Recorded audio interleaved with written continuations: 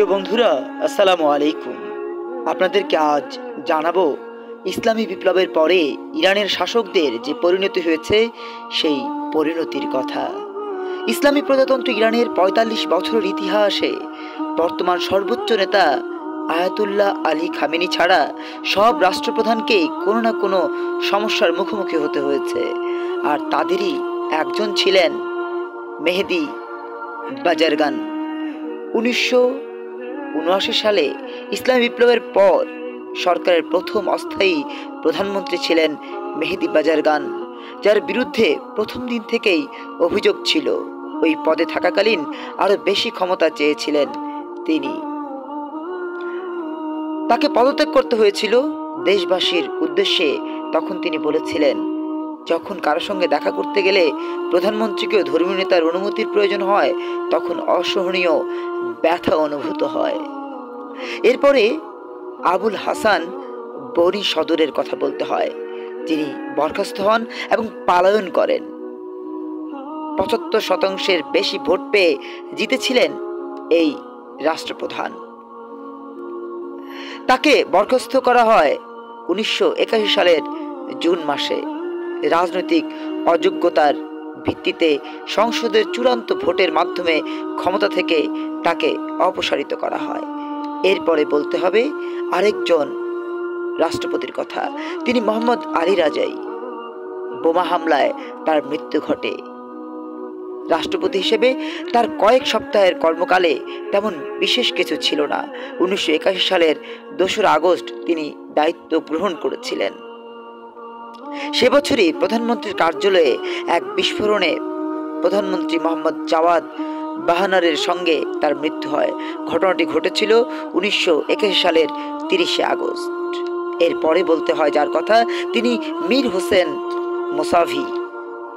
আলী আকবর বেলায়েতিকে প্রধানমন্ত্রী হিসেবে মনোনীত করেছিলেন মিস্টার খোমেনি, কিন্তু তা সম্ভব হয়নি।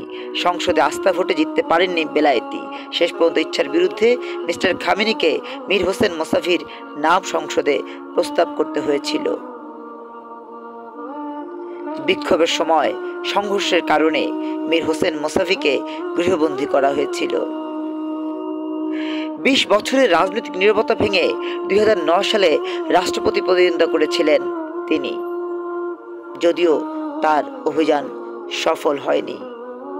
২০১৩ সালের ২রা ফেব্রুয়ারি তাকে গ্রেপ্তার করা হয়েছিল। এরপরে যার কথা বলবো, তিনি বিশ্বব্যাপী আলোচিত এবং সমালোচিত আকবর হাসেম রাফসানজানি। সন্দেহজনক মৃত্যু হয়েছিল তার। রহস্যজনকও বলে থাকেন কেউ কেউ। ১৯৮৯ সালের ইরানের রাষ্ট্রপতি পদে আরোহণ করেছিলেন তিনি এবং সুইমিং পুলে নির্মমভাবে মৃত্যুবরণ করেন ২০১৭ সালের ৮ই জানুয়ারি। মোহাম্মদ খাতামি, তিনিও ব্যাপক আলোচিত ছিলেন।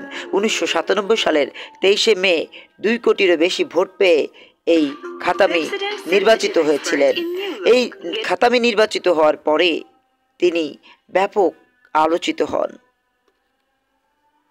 ২০০৪ সালের সংসদীয় নির্বাচনের ফলাফলের বিরুদ্ধে বিক্ষোভের ঘটনার পর ইরানের অভ্যন্তরে প্রচারের মাধ্যমে মিস্টার খাতামির ছবি প্রকাশ নিষিদ্ধ করা হয় এবং তাকে দেশ ত্যাগের উপরে নিষেধাজ্ঞা দেওয়া হয়। এরপরে যার কথা বলবো, তিনি মাহমুদ আহমেদিনেজাদ। তিনিও রাগী নেতা ছিলেন, সাহসী নেতা ছিলেন। তিনি ক্ষোভ বিক্ষোভের মুখোমুখি হয়েছিলেন।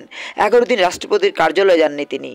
২০১৭ সালের ৩য় দফা রাষ্ট্রপতি হওয়ার চেষ্টা করেছিলেন তিনি, যদিও গার্ডিয়ান কাউন্সিল তার প্রার্থী পদ প্রত্যাখ্যান করেছিল। এরপরে ইসলামী প্রজাতন্ত্র ইরানের আরেকজন রাষ্ট্রপতির কথা বলবো, হাসান রুহানি। ২০১৩ সালের প্রেসিডেন্ট নির্বাচনে জয়ী হয়ে ক্ষমতায় আসেন তিনি। তাকে সবচেয়ে সুরক্ষিত রাজনৈতিক ব্যক্তিত্ব হিসেবে বিবেচনা করা হয়। যদিও যুক্তরাষ্ট্রের সঙ্গে আলোচনার চেষ্টা, joint comprehensive plan of action JCPOA নামে আরেকটি চুক্তির জন্য বার কয়েকটা সমালোচনা করেছেন মিস্টার খামেনি। হাসান রুহানি ও তার আত্মীয়দের বিরুদ্ধে বেশ কয়েকটি অর্থনৈতিক অপরাধের অভিযোগও আনা হয়েছিল। এমন করে রাষ্ট্রপতি যারা হয়েছেন তাদেরই বিভিন্ন রকমের প্রতিবন্ধকতা পার করতে হয়েছে ইসলামী প্রজাতন্ত্র ইরানে। ইসলামী প্রজাতন্ত্র ইরানের আরও গল্প, আরও ইতিহাস জানানোর জন্য দৈনিক পূর্বাভাসের এই অফিসিয়াল পেজে যুক্ত থাকবো আমরা। যুক্ত থাকুন, আপনিও সাবস্ক্রাইব করুন, সাথে থাকুন।